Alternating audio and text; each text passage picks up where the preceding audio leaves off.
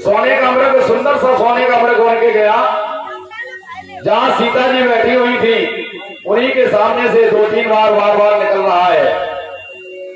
अच्छा, अभी तक जब से विवाह होकर के आया था तो सीता जी ने भगवान राम जी से कुछ नहीं मांगा था।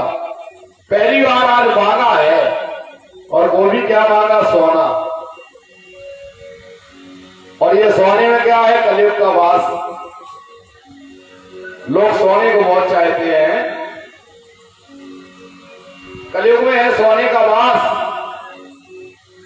क्योंकि जिस समय राजा परीक्षित ने सोने का मुकुट पहन लिया था, जब कलयुग आया था तब 4 घर वैसे दे दिए तो वो रोने लगा। उसने कहा, भगवान, हे प्रभु, हे राजन, और तो सब आपने ऐसे कमरे दे दिए, एक तो अच्छी जगह दे दो। तो उन्होंने कहा, जाओ सोने में रहो, जो अधर्म का सोना हो। तो वो मुकुट में बैठ गए थे राजा परीक्षित के। अब आजकल की माताओं को तो सोना ही बड़ा पसंद है। और चलो इनकी तो छोड़ो, हमने तो बड़े बड़े व्यासों को देखा है, 4 अंगूठी इसमें भी, 4 उसमें भी। जब खुद नहीं सुधरे तो दूसरों को क्या सुधार सकते हो? हैं?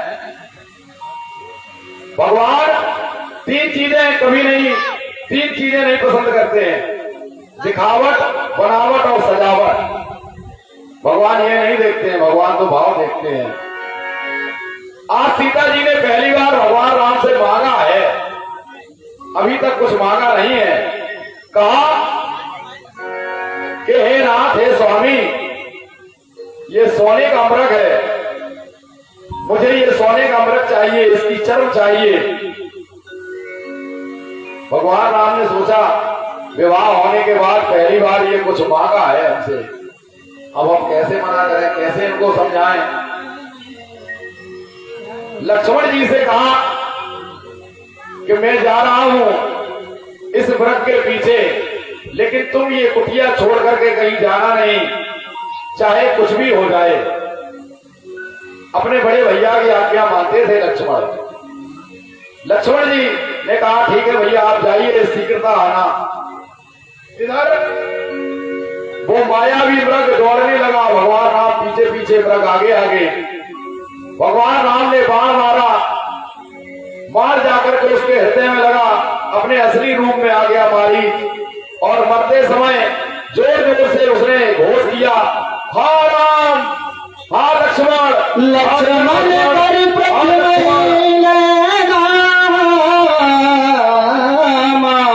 पाछे सुमिरस मन मुहुरा। कई बार उसने कहा, हा लक्ष्मण, हे भैया लक्ष्मण, मेरी रक्षा करे, हा लक्ष्मण। इधर लक्ष्मण ने सोचा, ये तो मेरे भैया की आवाज है, क्योंकि मायावी था मामा मारीच। तो इधर उन्होंने सोचा कि ये मेरे भाई की आवाज है। अब उन्होंने सोचा, लक्ष्मण जी ने, अगर हम नहीं गए तो लोग मुझे कायर कहेंगे, ये कहेंगे, अच्छा भाई वहां आवाज देता रहा, तुम गए नहीं है, नारी के ही पास बने रहे। मरम बचना जब सीता बोला, हरि प्रेरित लक्ष्मण मन डोला। तब सीता माता भी कहने लगे, लक्ष्मण जाओ, तुम्हारे भाई संकट में हैं, जाओ उनकी रक्षा करो जाकर के, ये उन्हीं की आवाज है। लक्ष्मण जी कहने लगे, नहीं नहीं, मैं नहीं जाऊंगा, भैया हमसे बड़ा करके गए हैं। तो कहा कि नहीं, लगता है तुम इसलिए नहीं जा रहे हो कि उन्हें कुछ हो जाए, तुम मेरे लिए नियत खराब करे किए हो। इस प्रकार से कटु वचन सीता जी बोलती हैं। तब लक्ष्मण जी ने कहा, माते, मैं ये लक्ष्मण रेखा एक खींच रहा हूं, इस रेखा के बाहर नहीं आना, चाहे कुछ भी हो जाए। इधर मारीच मर जाता है, लक्ष्मण जी चल दिए जिधर भगवान राम गए थे। इधर रावण ने देखा, सोन बीच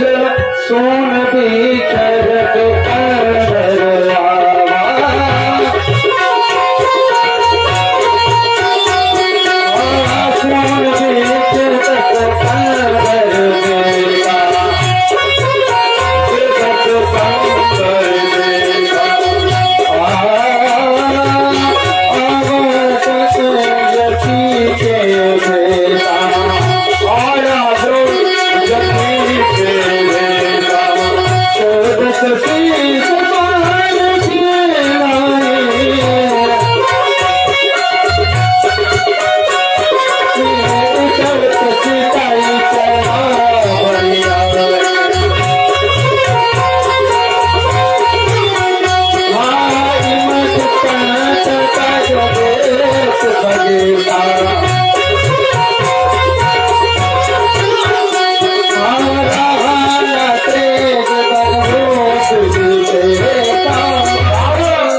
रावण ने देखा मौका अच्छा है, ना बड़ा तपसी है ना छोटा तपसी है, सीता अकेली है।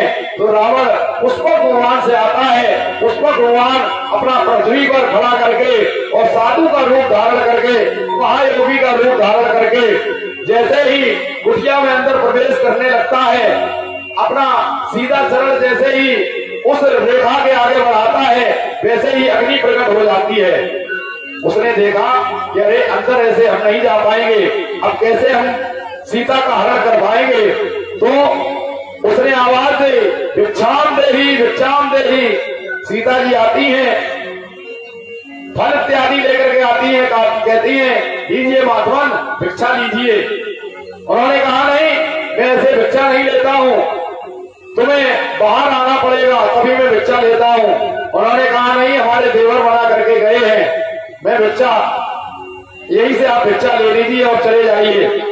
तब रावण ने बहुत कहा कि मैं तुम्हें श्राप दे दूंगा, ये भी कोई भिक्षा देने का तरीका होता है, तुम मेरा अपमान कर रही हो। तो उन्होंने सोचा कि चलो कुछ नहीं होगा। जैसे ही चरण अपना उस लक्ष्मण रेखा के बाहर रखा है, वैसे ही रावण ने अपना असली रूप प्रकट करके सीता का हाथ पकड़ करके पुष्पक भगवान में बैठाया और लेकर के वायु मार्ग से चल दिया। तब रावण निज रूप दिखावा गई सभे, जब नाम सुना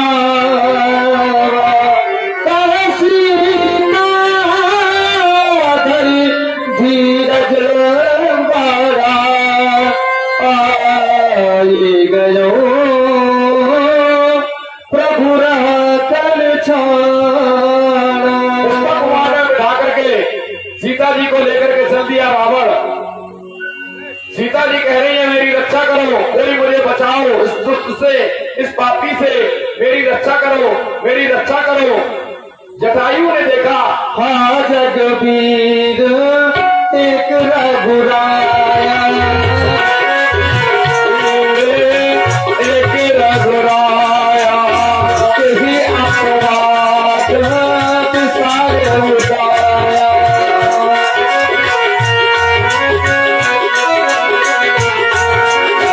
हाँ लक्ष्मण तुम्हारे नहीं दोष आया,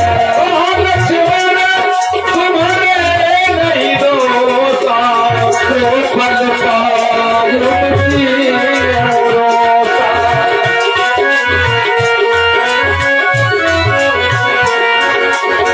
सीता के बिलाप सुनी पानी,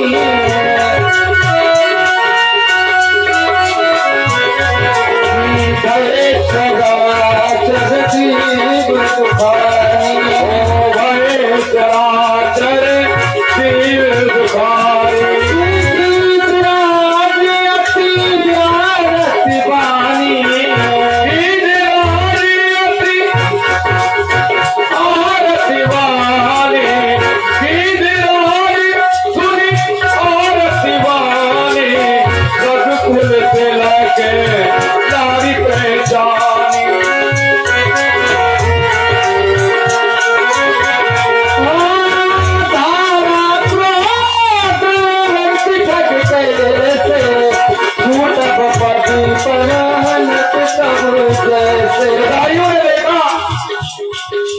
ये रावण है, ये रघुकुल की वधू का हरण करके ले जा रहा है, लेकिन ये दशकंदर है, मैं इससे जीत नहीं पाऊंगा। अब क्या करूं? जटायु विचार कर रहा है, अगर यदि मैंने युद्ध नहीं किया तो आने वाली पीढ़ी मुझसे कायर कहेंगे, अरे मैं कायर था।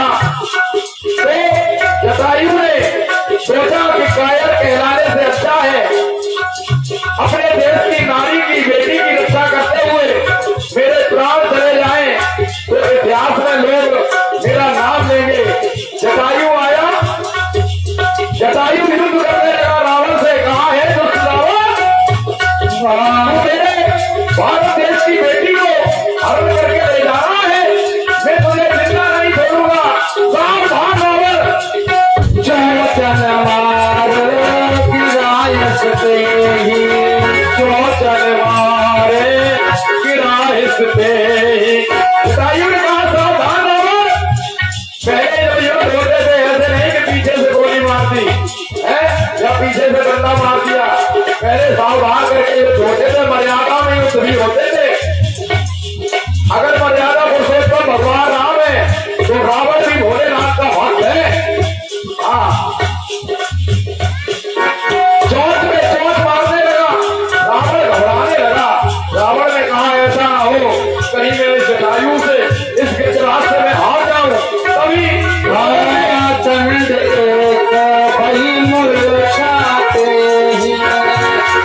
चोट मारी, इस प्रकार से चोट मारी रावण को मूर्छा आ गई। थोड़ी देर के लिए रावण मूर्छित हो गया।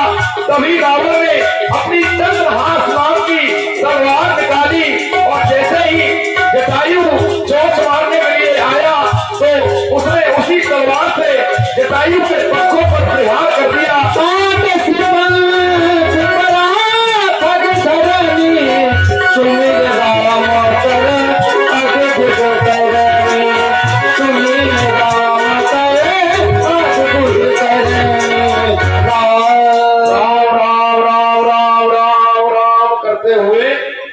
जटायु पृथ्वी पे गिर जाता है आकर के। इधर जब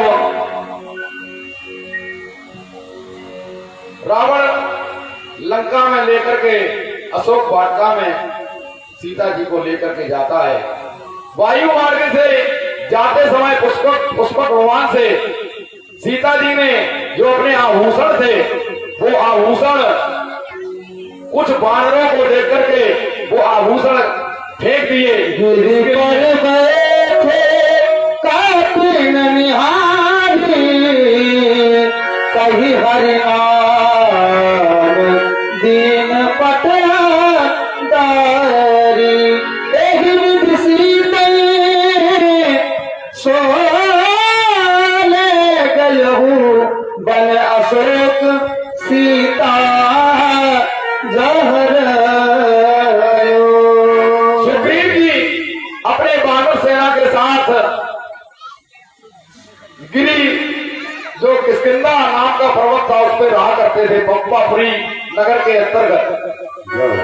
सीता जी ने अपने आभूषण डाल दिए क्योंकि मेरे स्वामी आएंगे तो कुछ तो पता चल जाएगा। और इधर भगवान राम के पास जब लक्ष्मण पहुंचे तो राम ने पूछा, अरे भैया लक्ष्मण तुम यहाँ कैसे आ गए? उन्होंने कहा कि आप ही ने तो आवाज दी थी। तब राम समझ गए कि हाँ कुछ ना कुछ अनहोनी हो चुकी है। रघुपति नहीं आवत देखा बाहि चिता की विषय की जनक सुता परिहरहु अकेली आय भूता बचन ममो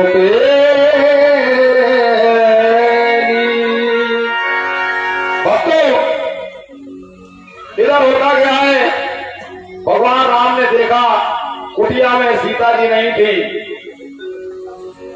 भगवान राम विलाप करने लगे। पहले सोचा कि शायद यहीं कहीं गई हो, प्रतीक्षा की, इधर उधर खोजने लगे, खोजने से नहीं मिल रही है। तो आज भगवान राम विलाप करने लगे उसी गंधक वन में और वो कुटिया छोड़ दी।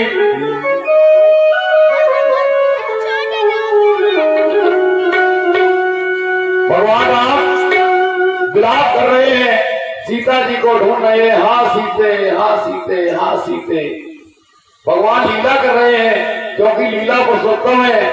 भगवान राम लताओं से, पत्तों से, वृक्षों से, पशु पक्षियों से पूछ रहे हैं भगवान राम और कह रहे हैं, क्या कह रहे हैं? हे खगे मृगे मधुकर श्रेणी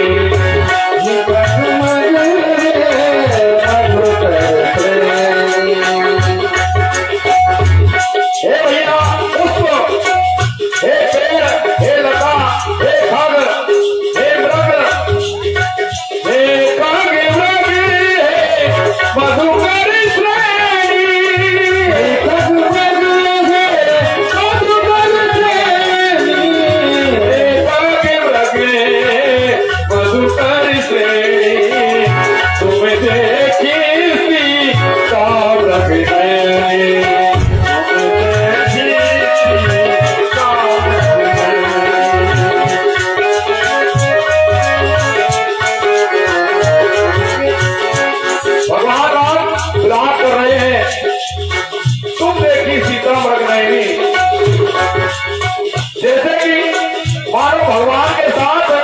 सभी ग्रंथ लता पता जितने भी जीव जंतु हैं सभी भगवान राम के साथ आज विलाप कर रहे हैं।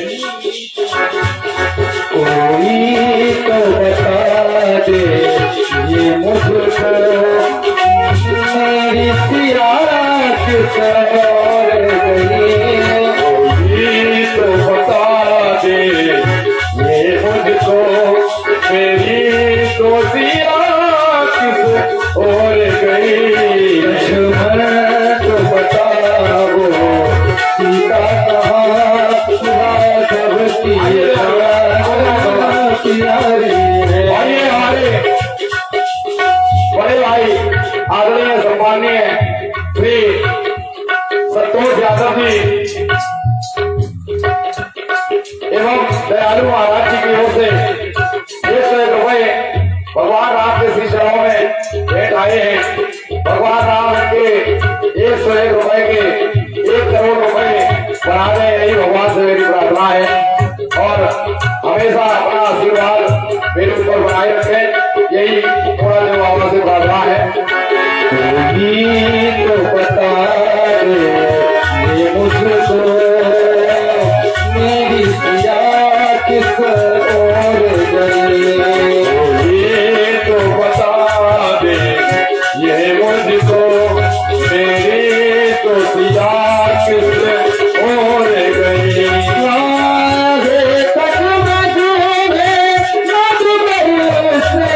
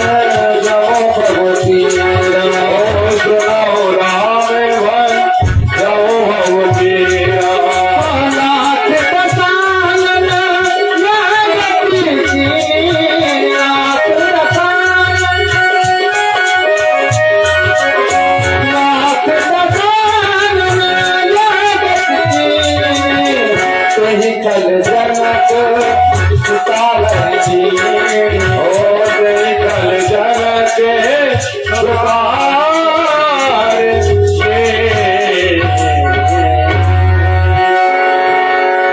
भगवान राम विलाप कर रहे हैं उस गंडक वन में।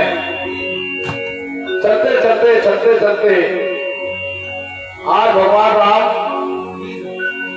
मतंग ऋषि के आश्रम पे पहुंचते हैं जाकर के सीता जी को खोजते हुए। मतंग ऋषि के आश्रम पे पहुंचते हैं और वहीं पर सबरी से मुलाकात हुई भगवान राम की, क्योंकि जो सबरी थी ताहि देह गति राम उदारा सबरी के आश्रम पगुधारा। सबरी के पास पहुंची भगवान राम और लक्ष्मण। ये सबरी कौन थी? मतंग ऋषि के आश्रम पे सेवा किया करती थी। जिस समय सबरी का विवाह होने जा रहा था, सबरी का विवाह होने जा रहा था, ये सबरी भीलनी थी, जाति से भीलनी थी, कोई ग्रास भील होते हैं जो, उसका विवाह होने जा रहा था। तो सबरी ने पूछा ये बकरे काय के लिए मंगवाए गए हैं? जो बाराती आएंगे उनके भोजन की व्यवस्था की जा रही है। तो सबरी ने पूछा विवाह में ऐसा भी होता है? तो सबरी ने सोचा कि इतने 100 जानवर बकरे मेरी वजह से काटे जाएंगे। सबरी उसी रात से घर से निकल गई। सबरी बिन बताए घर से निकल गई और चलते चलते इतनी दूर चली गई, इतने दंडक वन में जो कोई ढूंढ ही ना पाए उसे, और जाकर के मतंग ऋषि के आश्रम के किनारे रहने लगी छुप के, जहां संत मतंग ऋषि रहते थे पातवा। जैसे कि हमारे यहाँ परम पूज्य यहाँ पर शिवराम दास जी महाराज रहते थे। यहाँ पर कितने लोग इनके शरण में आते हैं, बहुत से लोग आते हैं, हम देखते रहते हैं। बहुत से शरणार्थी आते हैं, बहुत से संत आते हैं। तो उसी प्रकार से वो छुप के रहने लगी। अब वो क्या करती थी, संतों के जागने से पहले ही जो झोपड़ी के जो कुटिया के बाहर साफ सफाई कर दिया करती थी, झाड़ू लगा देती थी। और संत जो भी भोजन प्रसादी करते थे, जो भी शीत प्रसाद बचता था, जो भी जूठन बचती थी, उसी को एकत्रित करके सबरी खा लिया करती थी। एक दिन मतंग ऋषि ने कहा कि अरे हम लोग तो जाग भी नहीं पाते हैं, उससे पहले ही कोई सफाई कर जाता है आकर के। एक दिन मतंग ऋषि ने अपने शिष्यों से कहा, पता लगाओ ये कौन सफाई करता है। तब मतंग ऋषि के शिष्य सोए नहीं, उन्होंने देखा कि अरे एक माता है, वो ये सेवा करती है। तब मतंग ऋषि के पास सबरी को ले जाया गया। तो मतंग ऋषि ने कहा कि आज से तुम मेरी पुत्री हो, मेरी बेटी हो, और तुम्हें छुपे रहने की आवश्यकता नहीं है, तुम इसी आश्रम में रहो। और कुछ ही वर्षों बाद मतंग ऋषि ने समाधि ले ली थी और उस आश्रम पे कहा था, सबरी से कहा था, सबरी यही रहना, यहाँ भगवान तुमसे खुद ही मिलने के लिए आएंगे। जब इतना गुरु मतंग ऋषि ने कहा था, तो उसी दिन से सबरी जो भी जितने भी रास्ताएं थे, जितने भी मार्ग थे, जैसे कि इस आश्रम का मार्ग एक बकेलर रोड के लिए जाता है, एक इधर जब मोड़ा नगरा के लिए जाता है, सभी मार्गों को पुष्पों से रोज सजाती और इंतजार कर रही है सबरी। आज भगवान राम की प्रतीक्षा में दिन रात नहर बिछाए बैठी है, पलक बिछाए बैठी है। इस प्रकार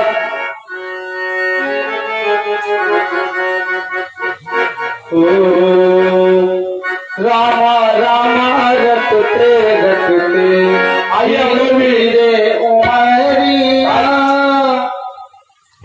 हाँ समय भी हो रहा है, आइए बहुत जल्दी। कितना समय हो गया? 11 बज जाए तो बता देना, बज गए?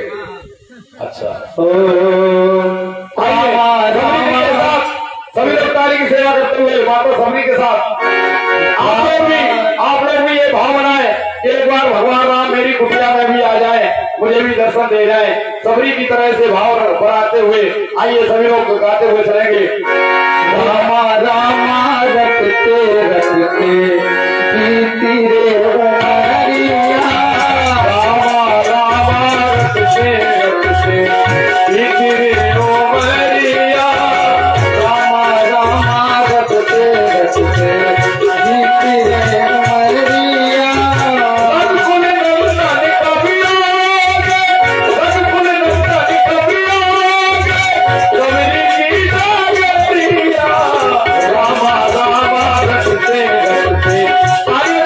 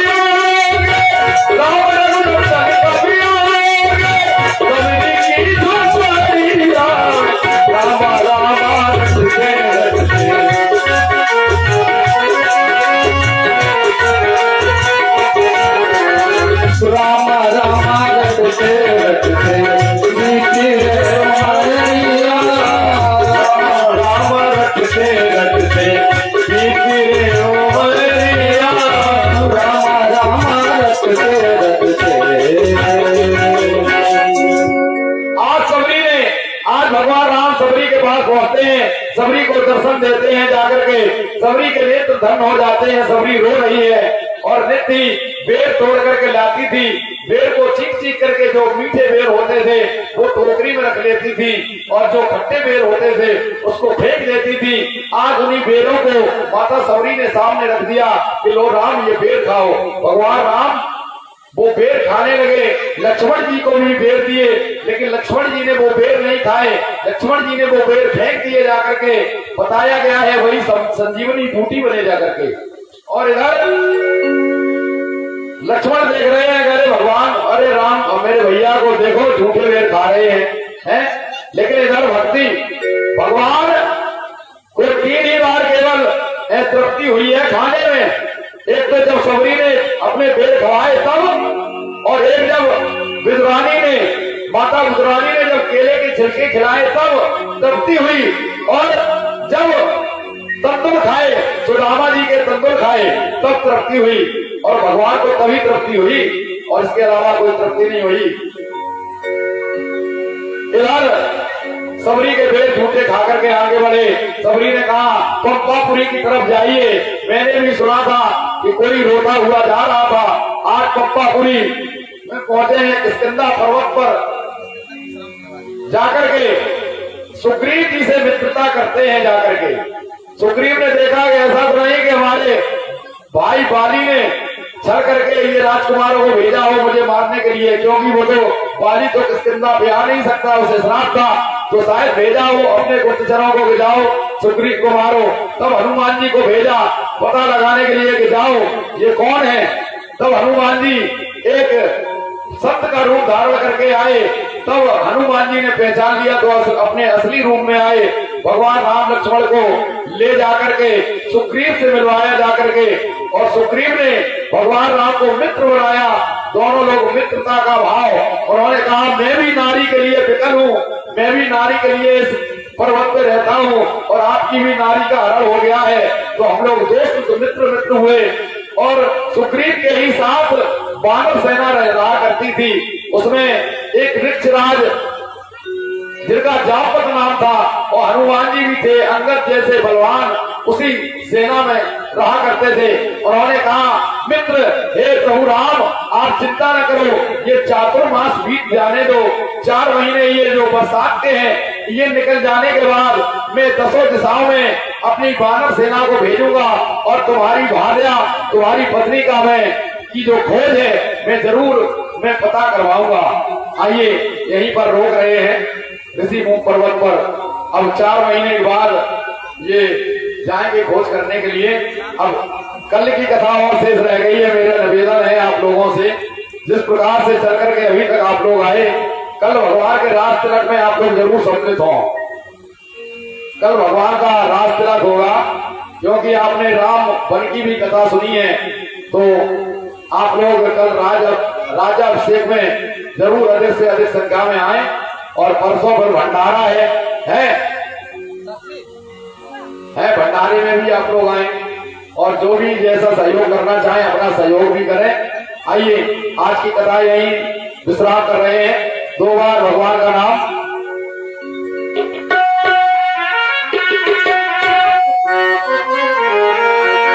सीताराम जय सीताराम,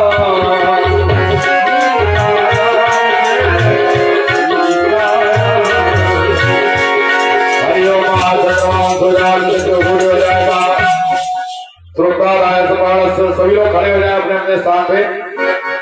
मुखार लगने रजायत,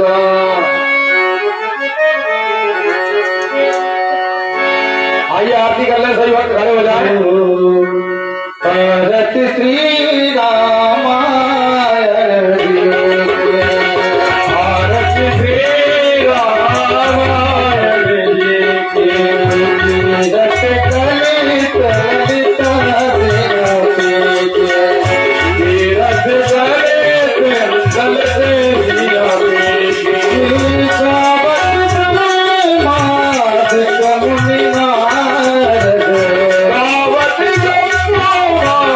के मुनि